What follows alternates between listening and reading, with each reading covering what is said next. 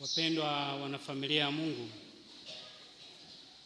sisi wanaparokia ya Mtakatifu Yohani tunaanza mwezi huu wa pili kwa neema na baraka kubwa ya Mungu.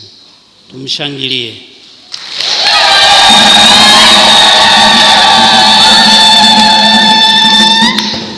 Nasema ni neema na baraka hiyo kubwa kwa sababu ametufanya tukutane hapa, na sio tu kutano la kawaida, ni kutano lile liloahidiwa na mitume la kuwa siku moja ya wiki tukutane tuumege mkate pamoja.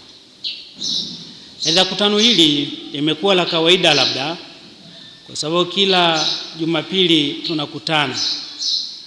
Kwa namna ya pekee sisi leo tukiwa na matukio yetu hayo ambayo yameanza kung'arisha siku yetu ya leo, kuipa neema, kuipa baraka kwa uzinduzi na kuzibariki ofisi zetu pamoja na madarasa ya katekesi.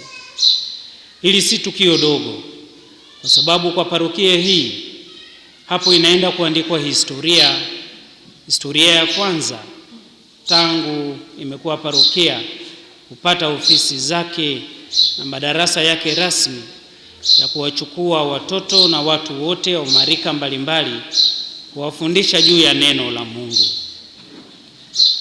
Lakini kama hiyo haitoshi, siku hii ya leo imebeba ujumbe mkubwa wa neno la Mungu ambao tumesikia kutoka katika somo la kwanza, kitabu cha Nabii Sefania, somo la pili, wimbo wa katikati, lakini pia hata injili ya leo, ikituingiza katika barabara nyembamba ambayo ni msingi wa maisha ya mwanadamu.